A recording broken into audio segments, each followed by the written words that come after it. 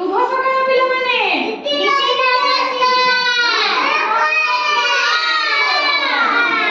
ସମସ୍ତେ ଭଲ ଅଛ? ପିଲାମାନେ ଆଜି ମୁଁ ତୁମମାନଙ୍କୁ କେତେକ ପତ୍ର ଦେଖେଇବି। ଆମେ ସେ ପତ୍ର ଗୁଡ଼ିକର ନାମ ଜାଣିବା। ମଜା ଲାଗିଲା ନା? ପିଲାମାନେ ଏବେ ଦେଖ, ଏଇଟା କି ପତ୍ର? ଏଇଟା ହଉଛି ଆମ୍ବ ପତ୍ର। କି ପତ୍ର ଏଇଟା? ଏଇଟା ହଉଛି କଲରା ପତ୍ର।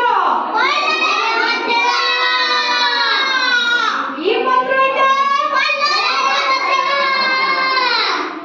ସମସ୍ତେ ଦେଖିପାରୁଛନ୍ତି ନା? ପିଲାମାନେ ଏଇଟା ହଉଛି ଓସ୍ତ ପତ୍ର।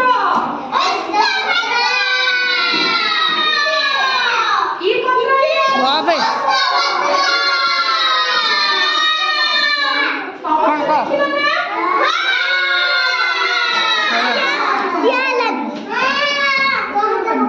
ପିଲାମାନେ ଏଇଟା ହଉଛି ସାରୁ ପତ୍ର। କି ପତ୍ର ଏଇଟା?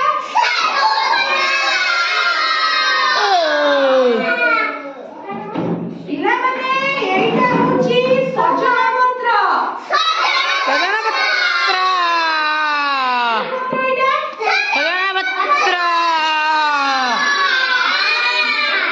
ସମସ୍ତେ ଚିହ୍ନି ପାରୁଛନ୍ତି ନା? ପିଲାମାନେ ଏଇଟା ହଉଛି ମାଟି ଆଳୁ ପତ୍ର।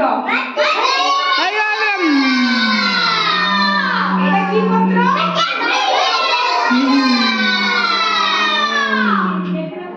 ପିଲାମାନେ ଏଇଟା ହଉଛି ଗେଣ୍ଡୁ ପତ୍ର।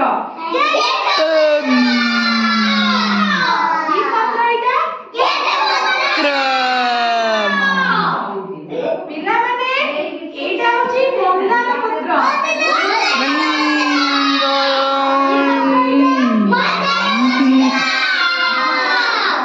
ପିଲାମାନେ ଏଇଟା ହଉଛି ଅଶୋକ ପତ୍ର।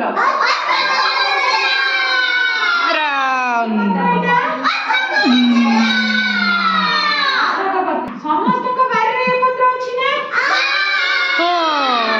ସମସ୍ତଙ୍କ ବାରିରେ ଫୁଲ ଗଛ ଅଛି ନା? ଏ ପରିବା ଗଛ ଅଛି ନା? ଏମିତି ଆହୁରି ଅନେକ ଗଛ ଅଛି ବାରିରେ। ଏବେ ମୁଁ ତୁମମାନଙ୍କୁ ଗୋଟେ ଗୋଟେ ପତ୍ର ଦେଖେଇବି। ତୁମେ ସେ ପତ୍ରର ନାଁ କହିବ। ସେ କୋଉ ଗଛର ପତ୍ର, ଠିକ ଅଛି? ତମେ କହିଲ ଏଇଟା କୋଉ ପତ୍ର? ଆମ୍ବ ପତ୍ର। ଏବେ ତମେ କହିଲ ଏଇଟା କୋଉ ପତ୍ର? ସାରୁ ପତ୍ର।